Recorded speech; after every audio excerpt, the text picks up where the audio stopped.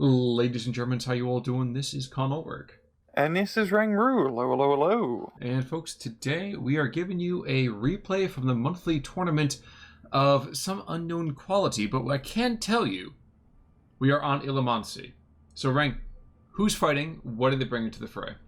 Left hand side in the blue, we have Dark Neutron playing first Fallschirmjaeger with a balanced income. Right hand side in red, we have KHERS Foxes playing 43rd Reserv Army with a Maverick income. So it's the old standby in terms of economic back and forth here, but I have to say I'm kind of fascinated by this. We're going to have the Reserve Army with its plethora of heavy tanks going up against the first Fallschirmjaeger with its few super heavy tanks. I'm kind of quite fascinated about this. How's this going to work out, do you think?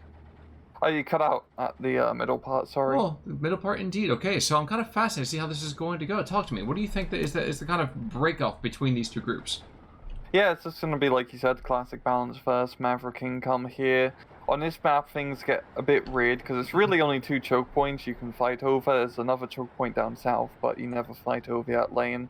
But, yeah, I mean, both sides have really good infantry to throw against each other. KHERS Foxes definitely having a little bit more, especially in terms of cards. So, yeah, but right now in terms of the actual battle, like the central position, we're seeing like a pretty heavy push here from KHERS, just trying to get his troops into the enemy forest, and he's making some progress. Yeah, I mean, this does kind of look like a Dota map, doesn't it? Or like League or something like that. I am kind of enjoying this SU-152 sitting in this dominant position over here, overlooking this central checkpoint, choke point, however you want to call it. And it's just that's an insane position because those Pupchins don't have the range for it. Those guys can't see diddly squat longer than, as you can see, 750 meters. So gonna be a hard task to keep that guy at distance. Yeah, it's a really good position for SU-152 to provide nice bit of fire support in the center. If we're looking up north, we're seeing Foxes also go pretty ham up here, trying to get that crossroads under control. This is a real choke point area. If you can control this crossroad, so to speak, and actually start maneuvering out, you can get some really good map control if you navigate southwest a bit. If. Always the most powerful of words right there. We can see down to the south, actually, in that central choke point. Superior's getting into the forest, and that's good and all that, but there's just a wave of German troops just kind of on standby. You might kill our officer, and we're okay with you doing that. But the second that they do that, now there's just really a true blue wave. The tide is rising here. Yeah, and those Fallschirmjaeger Storm troops also come with Molotovs of their own, as well as a Bren gun, which is quite a funny armament acquirement. Well, we also do have your Maxims fighting the SG-43, so, kind of strange duels going on here. In a second, I do want to check back up to the north. There's going to be a BA-10 push, trying to see a lot of that particular infantry hidden, to cover that checkpoint, cover that crossroads. And moving with some support, heavier support as well, getting a T-34-76 up there. Oh, yeah. It's definitely, I mean, of course, with that Maverick income, even though actually doesn't have that much of a point advantage right now, he is just trying to get the opportunity advantage and push on through to secure the victory. That does seem to be the case, but breaking out through to the other side is not a guarantee of victory. Indeed, right now, we're only finally going to get back to a 12-12. There we go, 12-12. So now things are back on the straight and narrow, and I feel like... Ooh, Nashorn engaging that SU-152, and apparently SU-152 cannot see him. Ooh, this is going to be bad. It's going to be bad indeed. And down it goes. Really good use of the Nashorn there to provide some long-range fire support. And yeah, I mean, the central push has pretty much been, halted for the time being. We got just the remnants being mopped up slowly but surely. Gonna just have to cut in here for a second. BF-109 to the north, he's gonna bomb some infantry positions. So, he's not actively shutting it down by himself here. And indeed, you see all those BA-10s rushing on in. And that's going to be very, very difficult to stop with a single Pupchin who's falling back. and some lighter kind of anti-tank equipment. Yeah, a Hetzer though coming on in, that'll do it. That'll do it. I mean Jagdpanzer. Oh, absolutely. I'm sorry. I mean, kind of the same, really. I mean, the Germans were just kind of slapping any sort of old tank destroyer together by 1944. It's true, but at the same time, we have 4 BA-10s backed up by a 76 and a KV-1. That's a scary attack. Yeah, and the infantry here, pretty limited in anti-tank capabilities up north, so this is a really good armored push here so far from KHERS. You just need to get a little bit more infantry up into the front line to start clearing the forest, because there's only so much you can do with those BA-10s. Well, maybe what he's doing is he's trying to waste all of the HE ammo, having him shoot at this Fallschirmjaeger. Yeah. So if you look right now, I mean, geez, there's just a huge amount of firepower, and they're just kind of blithely still being able to retreat. So well done to them, I would say. Yeah, it's quite impressive they're still alive, just under a hail of gunfire. Good God. Another Pupchin comes to the front, and that Pupchin is still radically out of position because only 750 meters here. He might get one round off, maybe. Should be able to.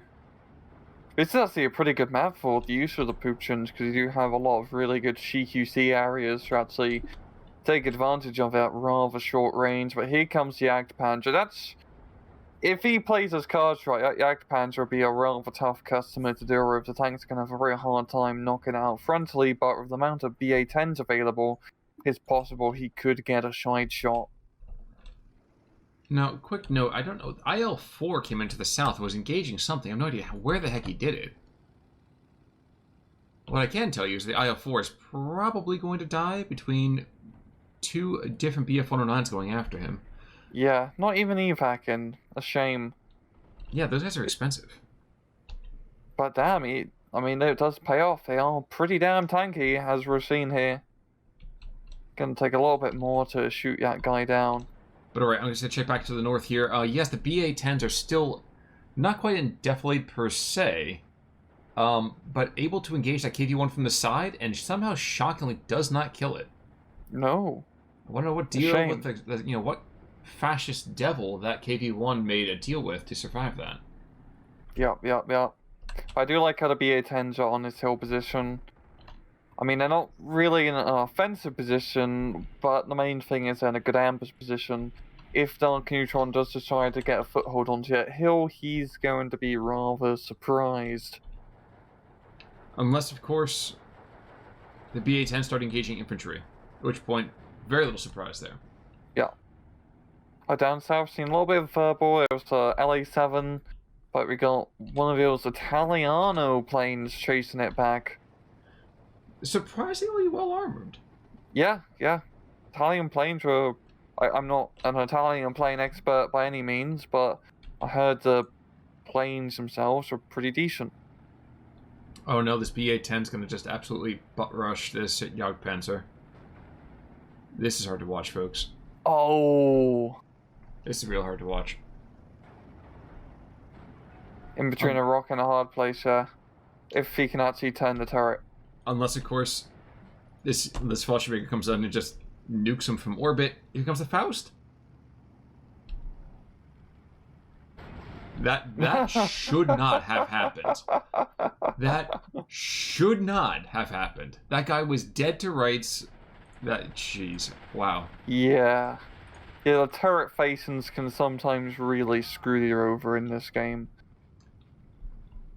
Wow. But yeah, that's going to pretty much give Dark Neutron a nice breather up north here. That Jagdpanzer has really paid himself off in holding an armor advantage.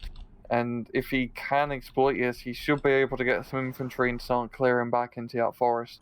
He's got enough Jagdpanzer because, hey, if one works, two should work even better. Certainly does seem to be the case. And in the center, the Russian positions are just completely folded like a cheap card table. Good gosh, there is one machine gun in that little set of barns or houses over there. And other than that, this is a very much an Axis map. Yeah, this is working out really well for Dark Neutron. This is definitely more of a map which favors a defender over the attacker, just due to the more choke pointy nature of it. so to speak. So with his income, if Dark Neutron can just hold until relieved, he should be in a pretty good position. That does certainly seem to be the case thus far. Now, actually, I'm trying to wrap my head around the fact that Jagdpanzer wasn't even critted by anything. I know, he's like got off, I say mostly without a scratch. Yeah, I think he's taken some pretty heavy HP damage, so probably one penetration will be a guaranteed kill, but still, I mean, no critical hits is pretty good. I should think so. This MG-42s in the meantime, this Maxim has a very peculiar dead zone. Very peculiar dead zone, but that little forest is blocking line of sight, and the Grenadiers to get a little bit closer. We're all seeing KHERS Foxes bringing in reinforcements, the Chernos, the dreaded Russian reserves. I mean, it is a reserve army after all, and a single S-35 to try to deal with the Jagdpanzers, because if the enemy brings out medium/heavy tank destroyers, you better bring your own. Well, the other Jagdpanzer on the hill is being engaged now by two of the pesky BA-10s, but I don't see that really accomplishing too much. Nope, those Jagdpanzers, as we've seen before in previous casts, in 1v1s, they're pretty much heavy tanks. I mean, they have the same Tiger value as a Tiger, I believe, actually a little bit more. Yes, they don't have the 88, but goddamn, our Pack 40 is what you need. And that was part of it right there. I was also going to note the fact that you don't tend to need to worry about flanking moves on this map, just because the hillsides, like you said, the choke points from the water, if you can find the right position, and I would argue those Jagdpanzers are in excellent position, there's absolutely no need for you to get frisky with the enemy. Indeed, indeed. But yeah, Dark Neutron is doing pretty good, getting a foothold. A little bit of a foothold back up north of Stern Pioneers, but the Cherno Rush is going to come in, probably just going to get stressed out pretty quickly. I mean, it is Chernos after all. Yeah, I mean, we're looking at that central kind of Cherno Rush as well, and we're seeing already just getting slammed here in the open. Not even the T-34-85 is going to save them now. I mean, that's not going to go well. Yeah. And you can see it. The rush is over, and the Russians are rushing back to their own lines. Yeah, that central position can be rather hard to purchase. There's a lot of open ground between you and the enemy. Even with, like, a potential Su-152 on the hill, you do need... Well, really, you just need to try to hit it from, like, the real southern end, where that Maxim team is by the lake. Try to, like, scurry around, and get into that forest, and then from launch the rest of your attacks rather than just going straight down the road. Worth mentioning, the Jagdpanzers up north are both dead. Oh. So well done. Like, oh. Wow. Yeah, I didn't expect that either, but they are quite dead. Wow. That's a real turn of events here for Foxes. That allows them to reverse the momentum up here in the north. S-35 definitely paying itself off. And Dark Neutron's missing the opportunity. He's going to get... Oh, no. Yep. Goodbye, Nashorn. Flak 88 comes out way too late. But the BF-109 to the north, he's just going to continue to pound on all of this infantry. Yeah, and Foxes isn't in, or KHERS, I should say, isn't in a great position. We're on B phase now. He does have an income advantage, but he's losing by flags. And as you might know, if you've seen our casts, you need to capture the flags to win the match. You need more flags than the enemy. That does seem to be kind of a useful thing, doesn't it? And S-35 goes down for my Pupchin. Oh, paying himself off. It's so uncommon to see these guys in the first place. It's nice to see it. Yeah. You love to. Yeah, I really just love. It's just the dorky little anti-tank kind of is. It's just pretty much a Panzer Shrek on reels. Yeah, I mean it was essentially just somebody mounted a Panzerfaust and put it to an anti-tank mount. Yeah, pretty much just a Panzer Shrek on reels. Now. LA-5 and an ME-410. ME-410, this is the German version of a tank with wings. And it turns like a tank, too. Like, geez, it has a 0 turning radius. Yeah, but Wow. the Sagittorio, that is a really nice aircraft. Well, that's what you expect from something that's basically named Archer. So, Oh, that's what it means? a Sagittario comes from Sagittarius. Sagittarius is hunter. It's a long story, but yeah, if my interpretation's correct, otherwise my fiance's gonna be pretty upset with me. The future Mrs. Khan might try, challenge me to a trial of grievance or something. But in the meantime, looking back in the middle, T-3485, this guy could have been a force multiplier, and he's just not being aggressive really at all, and that's going to really come back to hurt the Russians here. As you said, we go further and further from Phase B. Once we go to Phase C, it's going to be nearly impossible, I would argue, for KHERS to be in a really, really kind of pleasant shape. Yeah, will be quite a conundrum he's going to be coming up against. Once again, he's pushing in the center, just right through the open ground. Really, he should be trying to hook around into that forest. Get some CQC troops and just start causing a bit of havoc. Because this open ground... I mean, he's actually doing a pretty good job doing a bit of just overwhelming fire support. Forcing that 88 back. If he can keep it up, he does have a good chance of making some progress in the center, but he's going to need some better infantry rather than just Chernos. I mean, he's getting more Chernos up north. Well, the nice thing here, I mean, one BF-109's down, the second one's going to go down here in a second. Yep, you cannot allow an LA-7 on your flank. That's for darn sure. And with the 88 down, I'd argue that the Russians have pretty strong air power, parity over here in the central position, if not completely. Yeah, and soon almost anti-tank Apac 40 is taking some rather heavy fire, yeah, and being rather inaccurate in the most needed time when it needs to be accurate. Don't worry, this was going to do it. Yep. Nailed it. Now, looking other than that, with the Chernos being pushed back, I don't know when it happened, but we did lose that SG-43 inside that house. So now, what remains here, other than mortars just kind of shelling the front lines, is not a whole lot. Superiors in the trees with some Starship and really, just kind of camping around them. And we have these MG-42s and basically Russian Maxims kind of having a beaten ground in front of those trees. So, good luck being aggressive there. Indeed, indeed. Now, Dark Neutron's still doing really well for himself. 14-10. We're almost into C phase, and that's when things really start to get turned. Oh, that Nashorn position in the center. That's a sneaky spot. Yeah, you can shoot the supply line. Oh, wow. I didn't even see that there was another Nashorn in there, but you're absolutely right. Yeah. I was looking so far north, and I was like, Ringers, No. It's been dead for quite a while, but no, you are exactly right. Another 88 being brought on in. We might see a slight bit of aggression over here in the south. No, never mind. Those pioneers being brought in too far north. They just maybe to kind of keeping that position there just for a potential counter push when the opportunity presents itself. Yeah. Yeah, even though pushing, like, the far south is usually not a very good idea, sometimes it can actually be a good idea. You can usually only really capture one, maybe two flags effectively, yeah. Mm-hmm. But, a surprise push with a good concentrated force in a short amount of time can pretty quickly grab quite a decent amount of territory. It certainly seems to be the case. So I was watching the LG-42 over here in the center, and I thought, he has range on that T-34? There's no way. And I was right. He has absolutely no range on that. But he's not shelling that. He's shelling the infantry in the center because PBI deserves to die. So Yeah. And they are very PBI'd. Now, one thing I'm surprised I haven't seen from the Germans at all is really any kind of artillery. They've got lots of tubes. In fact, they've got 12 different mortars in the meantime.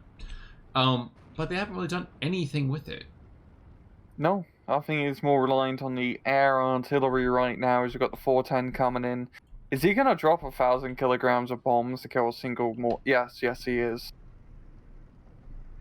Do svidania, Rodina.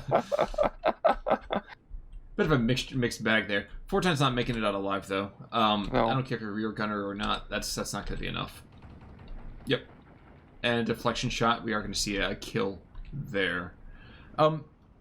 Surprised there haven't been any Tigers just yet. And I was just checking down to see if that new vehicle coming in was in fact a Tigray. But that is not a Tigray. That's most assuredly not a Tigray. No, it's just a big Pack 43. But he hasn't really needed to. There's been no real, like, heavy armor which he's having to deal with. It's really just your T-34s and S-85 standards. You know, no IS-2s yet on the field. Tell you what there is, though. That 37mm pop gun is doing a decent amount of work here. He may not be able to support the Sagittario immediately. But I'll tell you, loft enough rounds up in the air, and you are going to get a kill. And I think it might happen pretty soon. Yikes, and with the 88 firing as well. Jeez.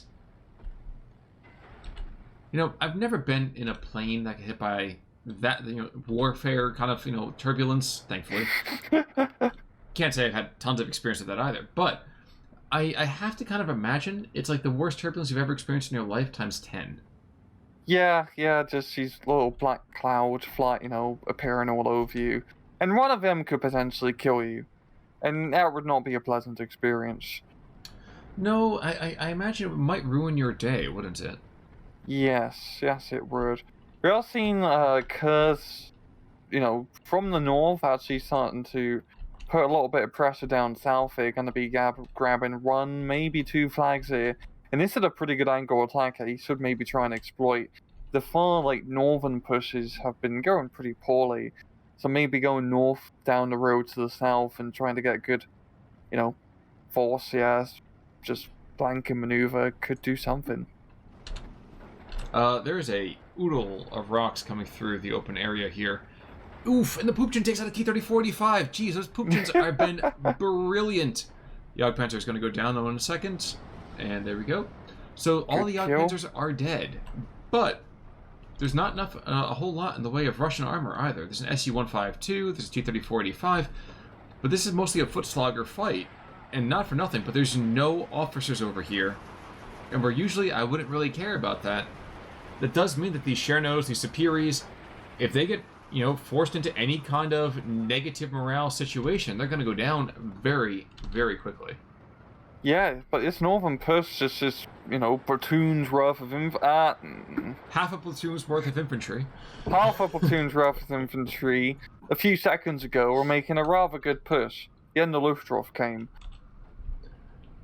Which is kind of funny to hear, and then the Luftwaffe came, in this situation, because how often do you get to hear that in the Eastern Front? It doesn't really exist. Yeah, especially in 1944. Exactly. Not a good year for the Luftwaffe. 1945 even more. So. But it is 1311 over here that have gained that flag in the north, and a couple of cheap flags over here in the central position. I'm not going to say it's a gift wrap over here, but it's pretty darn close. It seems a little bit like it's just been, that Dark Neutron hasn't cared to take him back just yet. Yeah, this is a nice little turn of events, but time is really not on KHERS' side at this point, so he's gonna have to make a miracle happen, an economic miracle, and that's a little bit harder when you're a communist. That's true. You don't believe in God, you believe in Comrade Lenin. I'm sorry, Comrade Marx. Wrong era, my bad. And angles, don't forget the angles. Exactly, you always make sure you remember your angles whenever you're fighting. Yes. Oh god, that Putin again, another T-34 bites the dust. Quantious. Really, really efficient kills, yeah. So rare to see Putin's and just Putin efficiency. Well, yeah, and the fact to see that the guy's name was Quantius over here, I feel like it should be like Maximus Quantius, first Putin gunner of the Wehrmacht army. Doesn't really work. Now, the one drawback for them is that they only have anti-tank rounds. And I think they actually had HE during the war, but that's kind of not important right now. You can make an anti-tank round, anti-infantry if you really want. Yeah, I mean, a cannonball is really an anti-infantry round. You just got to aim it really carefully. Yes. It's like bowling balls. Exactly. I've seen the Patriot. I know how that war worked. Panzer Abwehr, in the meantime, being thrown in here after this T-34-85, and yeah, this guy's gonna get a kill. I almost guarantee. Get out now! Eject, rookie. Okay, there we go. And there we go. Shots up. There we go. Good kill, yeah. God, 10 guys on a Panzer Strike. That is a nasty combination. That's a really nasty squad, actually. Yeah, a 10-man scout squad? Yes, Yeah. yes, by all means. We're going to go and scout by bringing half a company. Mm-hmm. At long last, a Tiger is hitting the field, though. Coming into the south central position. Might be trying to take back a couple of these flags, but we have seen teeny tiny bits over here of just very, very tentative pushes here in the south. Yeah, we've seen the Separi rocks trying to get into that forest, but the Sturm Pioneers are gonna keep them at bay. And just a little bit machine gun fight over the lake here. The Maxim trying to kill the Pi 43, and the other Maxim on the German side trying to kill the Russian Maxim, where you got the Russian mortar trying to kill the Russian German Maxim. No, going after the 88. But yes. Yes, just a triangle of death. Yep. Looking back further to the north, there is a Cherno squad over here that might potentially make it over top of that hill, and this MG-34 is very much out of position, which is a shame. Because he's moving about 110, 120 meters. That will, in fact, be a kill. Yeah, I'm actually quite impressed KHERS is managing to actually get the momentum now more than anything. Like, he's starting to make some good progress up north, actually killing out Puchin, which makes me a little bit sad. But, I mean, Dark Neutron has the economy. He can just keep throwing money at the problem, and with that money, you can get Fallschirmjagers, which are a pretty good investment. Yes, they are. I will say, adding in Tigers into that mix is no bad idea either. No, not at all. There's very, very minimal things happening back and forth. This Pack 43, for example, just getting constantly pounded, and now oh no, he's looking for the middle. He's going to hit that 88. 88 will probably go down with the next couple of barrages over here from those mortars. The other 88 takes out the other SU-152, so I think he's either tapped on those or he's very, very close to being tapped. Yeah, he's definitely lost quite a few of those SU-152s. No, with Reserve Army, especially with variability, it doesn't have a whole lot of tanks left, most likely. He's probably going to have to resort to the IS-2s. On a map like this, IS-2s will have a pretty limited use. I feel like there's the Yak-9 going after that Tiger. Oh my gosh. For the love of God. Chugga, Move the Tiger. Choo. Way too late. That guy has been instrumental in keeping KHERS in this game, without a doubt. Yeah. You know, if the Tiger was a real heavy tank, it would have about 100mm in the top armor as well. Just 100mm all over. Now, would it move? Maybe. But it would be protected. Right now, I'm getting one of those moments where I feel like I actually didn't know if you were joking for a second, and I was like, "Man, are you body shaming a Tiger right now?" I would never do that. Well, actually, I kind of love this. We have two SDKF Z72s and two 81mm mortars being brought into the central position.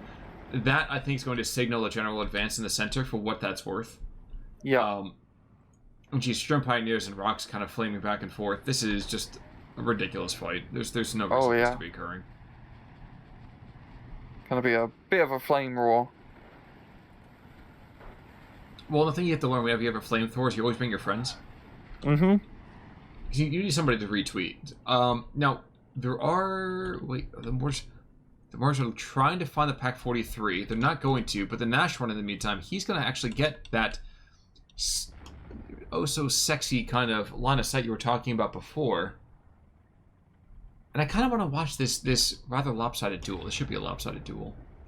Yeah, the other T-34 needs to get into... Oh, I don't think the T-34s even have range on the National. No, they don't. So the Nationals are shooting at T-34s, and T-34s are trying to kill a Maxim gun. Well, the thing is that they don't even see the National. They know theoretically he's there. Especially as one who gets turned into a giant torch. Yeah. But they don't technically know that he's still there. Well, we got two falling back here, and I wouldn't be surprised to see 2 kills any moment. Honestly, that's pretty pathetic accuracy on that National. Dude, he just lost his partner, okay? The other one died a little while ago. Have some respect. He's mourning. I think he'd feel better if he killed the enemy. Well, he killed one of them. Something at least. That's true. That's true. That always makes me feel better is when I drink the blood of my enemies and hear the wailing and lamentations of their children. Yeah, but it's really hard to drink, like, blood out the skulls. I mean, all the blood just goes through the eyes. Oh, actually, no, you have to put like a layer of wax first. I had that problem myself. Oh, okay. I was also trying to maybe do some worm skulls to make it better. And then I figured out they don't even have skulls. I was going to say, they don't really have blood. No, they don't have much going on. But in the meantime, so there's a stovepipe battle, and I'm going to call this the Fight of the Abraham Lincolns. T-34-76 does go down, and the 81 mils are just pounding the 82 mils, proving that size sometimes doesn't matter, but usually it does. Yeah. And indeed, one of them getting forced down right now, unfortunately, didn't really do a whole lot, because he had no HE shells left anyway, and the Russians, while they have supply trucks, are not going to waste them on giving it to little rinky-dink mortars. They have better things to do than that. But yeah. Tiger to the north is engaging an Su-152. So the fact that, yep, there we go. Now, as I say, now that we've seen that, that means we're going to be seeing a Yak-9 being brought in immediately, trying to unmask that firepower, and the Tiger is, at long last, being retreated here. Smart move. Will it be enough? Yes, it will. The anti-air coming in clutch. I was going to say, it's about stinking time that they're able to actually do something here. Yeah. Yeah, Dark Neutron's got that nice +1, 1311. I mean, yeah, just looking at the map here, it's much more blue than it is red right now. And KHERS surrenders. Actually, I expected that surrender probably a little bit later than what happened. But regardless, we are going to see, you know, what you call it, about... Standard KD, yeah. I'd say it's a pretty standard KD for a match like this. But, yeah, I mean... Ilomantsi is definitely very much a defender advantage map. It also makes sense because it's a Finnish map as well. But Dark Neutron held, and then he was relieved by the German economy. Yeah, are you quite finished with your thought on that one, or? Yes. Okay, cool. All right. Well, looking at here in the meantime, we're also going to see. Shockingly enough, I'm trying to find the IL that was going to be just a crazy, crazy killer. Oh, the Yak. Oh, there's the Yak-9B. Okay, Nashorn, Yak Panther, Tiger. Well done there. On the opposite side, Pukchin, Nashorn, so Hoffman over here is the guy in the center, I believe, did very well. Uvedel over here as well, got 5 kills as the guy to the north that kind of stopgapped everything. And Pukchin, Quantius over here, Su-85, 2 T-34s. So the anti-tanks really, really holding up their end of the bargain. Really, really well today. Yeah, pretty much knocking out all of the Russian armor. And the Russian infantry... wasn't really that much of a threat. It was mainly just a lot of Chernos, which on a map like on a more open map, I think reserve infantry can ride pretty well because you just need to, you know, just have cannon fodder to take open ground and to expose enemy machine gun and anti-tank positions. But on a map like that, you really need to, you know, when we saw like superior rocks, tank designated keys, Drifniki officers be brought in, like a really good CQC troops, then he could make progress. But you're not going to be making progress in a forest against a bunch of angry German paratroopers with flamethrowers. No, they probably will not. You probably will not. Regardless, well played to both sides. Actually, I really did think that KHERS had an opportunity there. I think, unfortunately, just didn't quite try to press home the advantage across the map the way that they should have. Yeah. But, first Fallschirmjaeger, well done today. Reserve Army, proving to us, unfortunately, why they are the Reserve Army. But let's not look down on them too much for that, folks. For the time being, though, that will be, I think, the end of our coverage today. Unless you have any final thoughts, sir? No. Well, folks, in that case, then we're going to call it quits for the moment. Until the next time, I'm Con Ulrich. I'm Rangru. Take it easy.